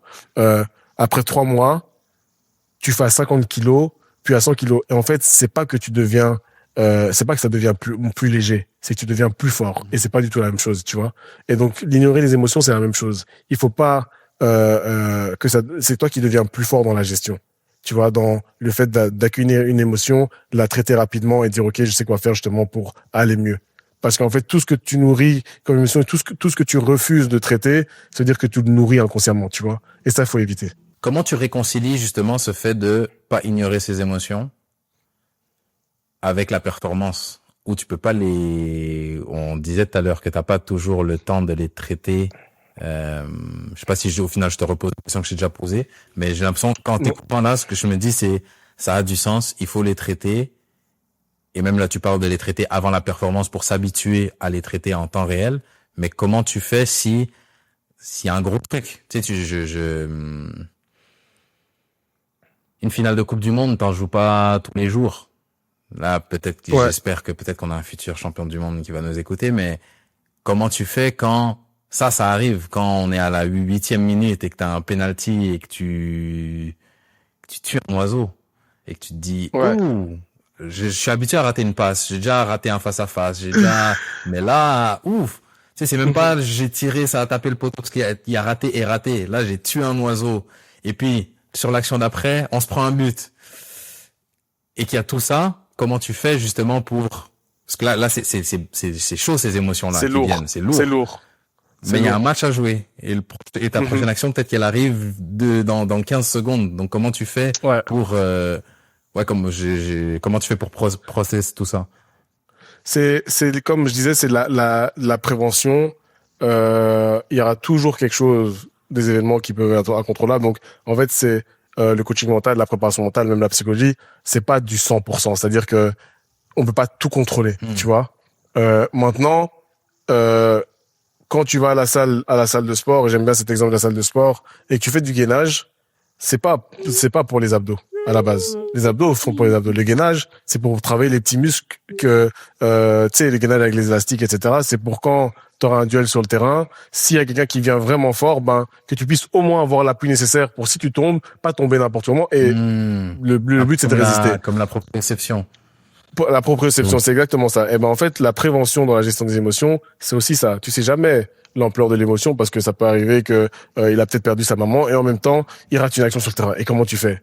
En fait, il faut justement essayer de limiter l'impact que ça peut avoir sur ton état d'esprit. Okay. Tu sauras jamais limiter ça à 100%, jamais. Mais par contre, si tu es surentraîné pour gérer ces émotions, tu peux avoir la capacité justement de réduire le temps durant lequel cette émotion ou cet événement va influencer ton état d'esprit, et donc réduire le temps où tu es absent sur le terrain. Toi, cette absence, cette citation, des fois, on dit, il y a des joueurs qui sont absents ou ils ont raté une action et pendant 10-15 minutes, ils prennent le temps, réduire ça au maximum, tu vois. Donc, il n'y a pas de technique pour te dire, non, ça c'est impossible enfin, avec ces techniques-là, c'est sûr ça je peux pas te garantir, ça c'est impossible. En tout cas, moi, je n'ai pas la technique. Par contre, oui, il y a des techniques pour réduire justement ce gap, enfin ce laps de temps qui va faire que cet événement-là va te traumatiser et influencer ta performance, parce qu'au final, on est dans une recherche de performance sur 90 minutes. Chaque minute, c'est important parce qu'on prend des décisions à chaque fois. Et en fait, ici, il faut pas imaginer la décision comme j'ai le ballon, je prends une décision. Non, non, non. Dans ton déplacement, tu prends une décision aussi. Je vais à gauche, je vais à droite, je tourne la tête pour regarder, etc. Ce sont des décisions qui peuvent être influencées par cette émotion-là. Il faut justement, et tu vois, est-ce que je me cache, est-ce que je me cache, est-ce que je fais l'appel vers l'avant, mais faire l'appel vers l'avant, ça veut dire que j'ai la possibilité de recevoir une nouvelle action. Donc, si t'es pas bien préparé, c'est quoi? Tu vas pas penser au fait de marquer un but. Tu vas penser au fait de rater encore une nouvelle action. Tu vois? Et c'est là où je parlais de la mémoire courte. Donc, c'est vraiment de l'entraînement à gérer tout ça, justement, pour prendre les meilleures décisions sur le terrain, qui vont être bénéfiques d'abord pour toi, ensuite pour ton collectif. D'abord pour toi. Tu vois? Donc voilà. Et qu'est-ce que tu dirais à quelqu'un parce que j'ai l'impression qu'il faut quand même un niveau de conscience pour réaliser que même c'est ça qui se passe dans ton match. Parce que là, tu sais, tu me dis ça et ça me parle, et je considère que je suis quelqu'un d'intellectuel. Je réfléchis beaucoup, et je pense que par moments, ça m'a porté préjudice dans ma carrière, où j'étais trop dans la réflexion et pas assez dans l'action. Tu peux pas jouer en pensant à l'enjeu, en pensant à tout ça. Ces choses-là sont là, mais à un moment donné, il faut juste jouer. Tu peux pas toujours être en train d'évaluer tous les facteurs. Mais j'ai l'impression qu'il peut aussi y avoir des gens qui se rendent pas compte nécessairement que c'est comme ça, que c'est ça qui se passe. Qui eux sont juste dans, bah non, on fait juste jouer. Je suis juste en train de faire un foot. Et ça, j'en ai vu même à bon niveau, où tu vas parler de certains challenges et tout, ils se disent, ah ouais, moi je vois pas de quoi tu me parles. Tu vois? Ouais, bah moi c'est justement quand il y a la possibilité, donc on fait des séances vidéo.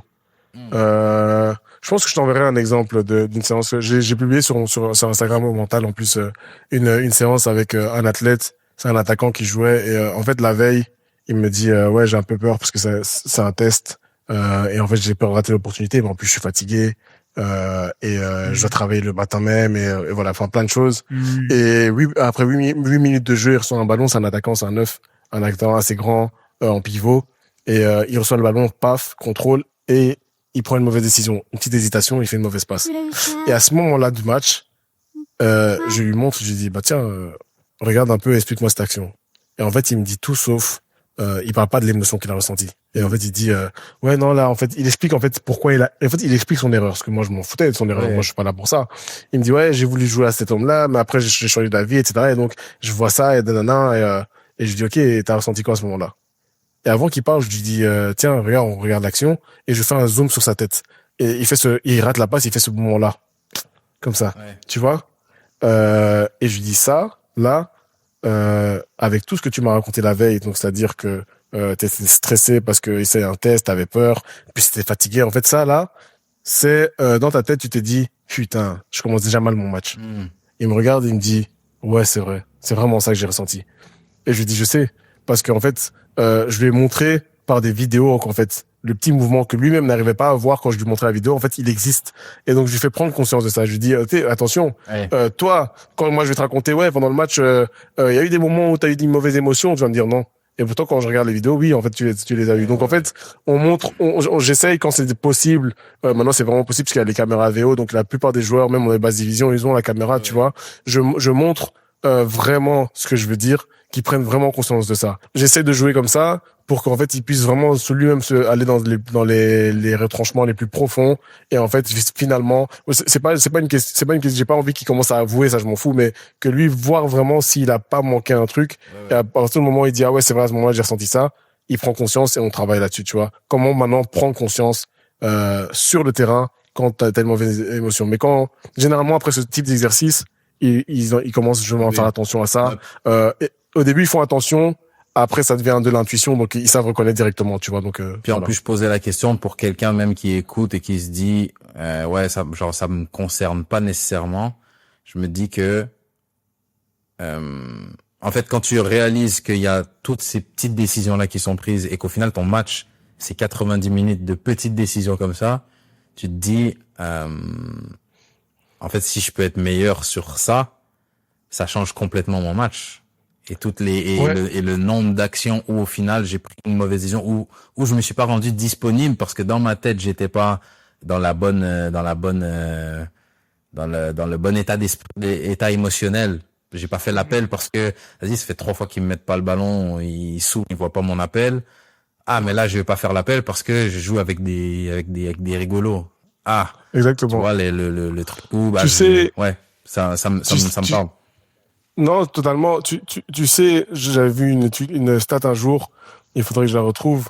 En moyenne, le temps de toucher de balle qu'un joueur sur 90 minutes au haut niveau, hein, donc je parle des professionnels, qu'un joueur donc la balle dans ses pieds, tu sais c'est quoi la moyenne de temps pour un joueur professionnel sur 90 minutes? 2 minutes et demie, un truc comme ça. Je pense que c'était 2 minutes 20. Ouais. 2 minutes 20, un truc comme ça. 2 minutes 20, c'est-à-dire que 2 minutes 20, c'est-à-dire que il y a des joueurs qui touchent 60 ballons sur un match. Et ils font que 2 minutes 20 de possession de balle. C'est-à-dire qu'en fait, la décision, elle doit être prise très, très rapidement. S'il y a un truc qui dérange ta prise de décision et que t'es pas relâché, tu prends la mauvaise décision parce que t'as pas le temps de voir venir. Tu vois, en sachant qu'avant de prendre la décision, je dois d'abord prendre l'information. T'as un homme qui te pousse derrière peut-être. T'as des gens qui te crient t'as 10 informations. Ah, moi je veux le ballon, nanana. Il faut prendre une décision très rapide. Il faut absolument que ces joueurs-là, ils soient à 100% relâchés dans la tête, sûrs d'eux, et être sûr de soi, ça veut pas dire pas faire des erreurs. Ça veut dire que même quand tu fais une erreur, tu sais que ça arrive et tu sais que tu peux faire mieux après, tu vois. Et c'est un gros travail et c'est pour ça qu'il faut prendre conscience de ces émotions-là parce que c'est le moment où tu fais une erreur comme ce joueur-là qui bouge la tête. Et il n'y a pas que cette action-là, j'avais montré d'autres actions où à un moment il rate une action, il revient en marchant et il baisse la tête pendant 10 secondes. Et je dis c'est trop long, ta décision elle est trop longue là à ce moment-là. Je lui dis parce qu'en fait là, tu dois avoir la mémoire courte parce qu'en fait, si t'es trop déçu comme ça, même quand tu recommences à courir et à presser, tu l'as encore en tête et tu te prépares pas justement à la seconde opportunité, tu vois. En fait, c'est ça. En fait, il faut absolument que ça soit très rapide, qu'il puisse se dire, là, j'ai ressenti ça, mais c'est bon, je passe à autre chose, tu vois. J'ai senti ça, mais c'est bon, je passe à autre chose. Si tu sais pas que t'as ressenti ça, tu sais pas passer à autre chose. C'est ça le problème, tu vois. C'est ça un peu qui est difficile. Et donc, soit tu fais le travail en prévention, comme j'ai dit, donc c'est de la prévention, on travaille beaucoup sur les émotions. Soit il y en a qui, je pense, dans ce schéma-là, je pense qu'il y en a peut-être qui n'en ont pas besoin, c'est-à-dire que ils font une erreur dans leur personnalité, c'est pas grave, je passe à autre chose. Ouais. Et ça c'est très bien aussi, tu vois. Mais ça peut se travailler comme ça peut être naturel aussi. Et pour la plupart des gens, j'aimerais bien que ça devienne naturel. Et nous, comme j'ai dit, moi j'avais dit ça dans l'autre podcast, le but c'est pas qu'on travaille avec des athlètes pendant toute leur vie. À un moment donné, on veut leur donner des clés pour la suite. Parce qu'on veut pas créer de dépendance par rapport à nous non plus. Ouais.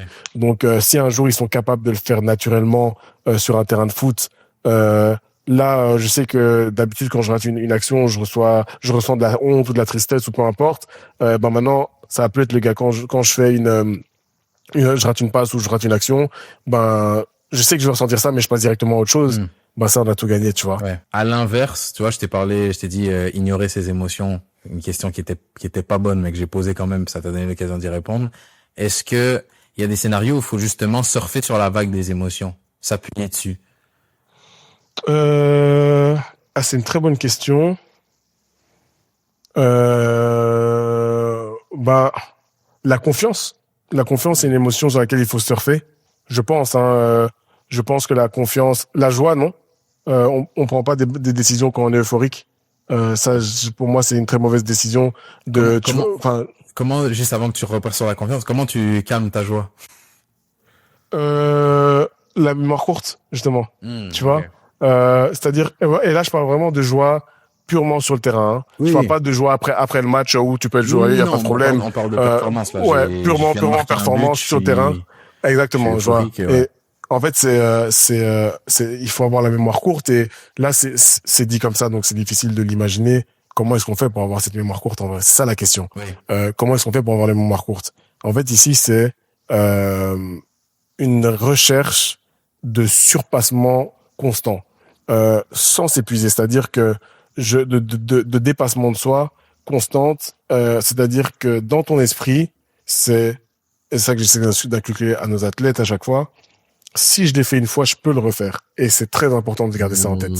C'est-à-dire que la fois où j'ai réussi quelque chose, je peux le refaire. Si je peux le refaire, je dois me donner les moyens d'essayer de le faire. Tu vois? Ça, c'est vraiment toujours rechercher à ne pas stagner. Pas nécessairement faire réaliser l'objectif, parce que moi, je considère que les objectifs qu'on se met en match et même dans la vie sont pas toujours là pour être réalisés, plutôt pour dicter un comportement, tu vois? Mais vraiment, à ce moment-là du match, j'ai marqué un goal. C'est-à-dire, je l'ai fait une fois, je peux le refaire, et si je peux le refaire, si je suis un champion, ça veut dire que je dois me donner tous les moyens pour le refaire. Et on repasse justement en mode sérieux. Avec la confiance gagnée du fait d'avoir marqué. Tu vois, c'est vrai que je disais la confiance, on surfe dessus. La joie, on surfe pas dessus, parce que la joie, malheureusement, c'est un frein. Et malheureusement, on l'a déjà tous vu, si on parle vraiment purement terrain de foot, on a déjà tous vu des joueurs qui ont réalisé un beau geste et puis ils s'enflamment et ils ratent le joie. Tu surfes un peu sur la joie c'est l'excès de zèle, c'est ça que je disais, c'est l'excès de zèle, tu vois. C'est très mauvais. Comme c'est très mauvais de prendre des décisions dans la vie de tous les jours quand t'es joyeux. Parce que quand t'es joyeux et que on peut te demander 1 million d'euros, si t'es trop euphorique, je veux dire, vas-y, je te les prête. Faut pas prendre des décisions comme ça. Tu vois ce que je veux dire? Sur le terrain, c'est la même chose. Et même, tu sais, des fois, j'analyse des matchs. Et ça, c'est un peu paradoxal. Parce que j'ai analysé un match avec un joueur et il est milieu défensif. Et en fait, il venait de faire une bonne action et il commence à courir un peu à gauche. Je dis, arrête de faire ça. Je dis, arrête parce que t'es joyeux de commencer à faire des efforts inutiles pour montrer que j'ai une dépense d'énergie. Parce que quand tu fais ce choix-là, malheureusement, tu te dépenses de manière inutile. Et en fait, tu n'aides pas ton équipe du tout. Tu vois, en fait, tu vois, en fait, ça c'est la joie, tu vois, l'euphorie de je suis content, j'ai réussi à faire ça, donc maintenant je veux montrer. OK. Non. C'est quoi tes objectifs? C'est quoi tes tâches? Et c'est quoi que tu veux accomplir à nouveau sur le terrain de foot, tu vois? Et donc il faut vraiment se concentrer là-dessus et c'est comme ça qu'on essaie justement d'avoir la mémoire courte dans les deux sens. OK. Bon, voilà. Ouais, comme ça on a pu répondre aux deux. T'as parlé je t'ai pas posé la question, mais t'as parlé, tu sais, de coach mental, de psychologue du sport, de psychologue, je sais pas ce quoi le nom, de la performance. Puis il y a la psychologie normale, le clinique, clinique. Il y a plusieurs types, Voilà. Je vais pas te mettre sur le spot, mais en gros, pour un athlète, qui prioriser? Parce que là, disons qu'il y en a 1000 là qui nous écoutent. Les 1000, ils veulent travailler avec Andy. Ça va être compliqué de prendre les 1000. Ah non. Dans leur environnement, vers qui tu penses qu'un footballeur devrait se tourner en premier si on parle vraiment si on parle de performance?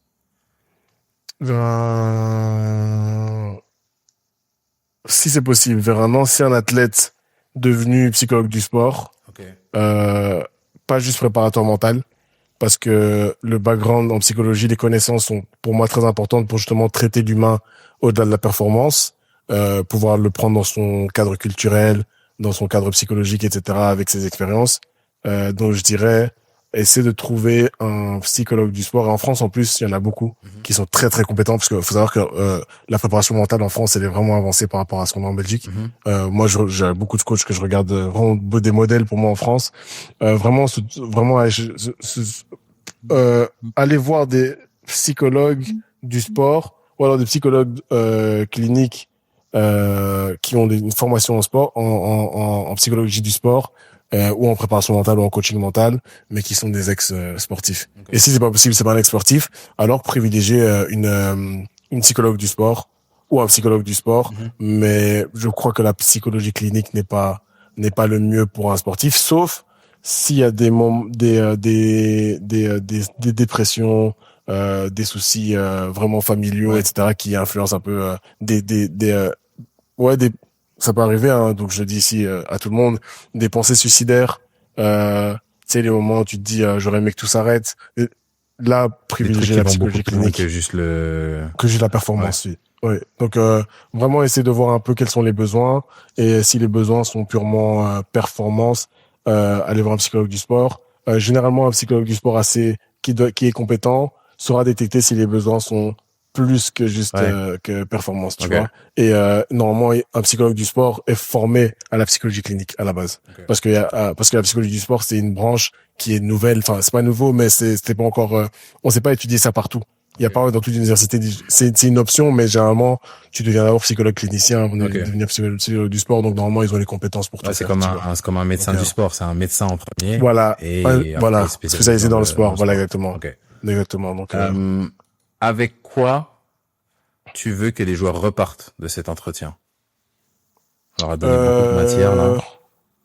Avec, le savoir que les gars et les filles, s'il y a des joueuses qui regardent aussi, vous êtes en fait des êtres humains et ressentir de la peur, ressentir de la honte, ou ressentir des émotions positives font partie de vous, et que l'idée en fait d'un champion, parce que ici moi mon idée dans mon travail c'est construire des champions, et c'est construire des champions au-delà des accomplissements, c'est-à-dire que j'ai pas besoin, en tout cas j'ai pas besoin qu'un athlète ait réussi à gagner 10 ballons d'or pour l'écouter. J'ai besoin en fait de savoir c'est quoi le combat qu'il a mené, comment il l'a mené, et je pense que chacun peut être un champion dans la manière de mener son combat, et que c'est ça que moi j'ai envie d'apporter, c'est que la manière dont vous allez mener votre combat, c'est ça qui va vous faire réussir une carrière ou non. C'est pas, vous allez avoir des combats, vous allez échouer, préparez-vous juste à vous relever de ça.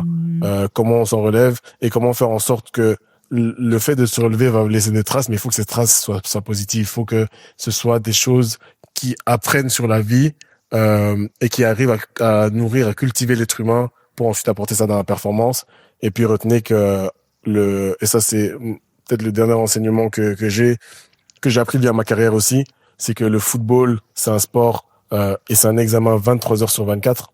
C'est-à-dire que ce que vous faites, les 3 buts que vous allez marquer le dimanche ne valent que si le lundi, mardi, mercredi, jeudi, vendredi, samedi, vous faites les choses de manière excellente, dans le repos, dans la discipline, dans le fait de cultiver l'être humain, de devenir quelqu'un en dehors du football, parce qu'en fait, tôt ou tard, vous allez comprendre que le sport va vous mettre de côté, et il faut justement pouvoir se raccrocher à autre chose que le sport, que ça soit avant la fin de carrière ou après la carrière. Si on ne s'est pas préparé justement à lâcher le football et à enterrer sa vie de sportif, ben c'est très difficile justement de faire la transition. Donc ouais, juste se préparer à vraiment cultiver l'être humain. C'est ce que je donnerais peu comme conseil. Ok.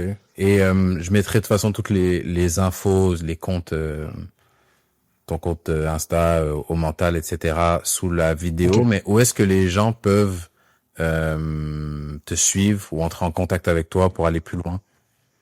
J'ai un site internet qui s'appelle aumental.be, que je t'enverrai si tu veux. Ouais.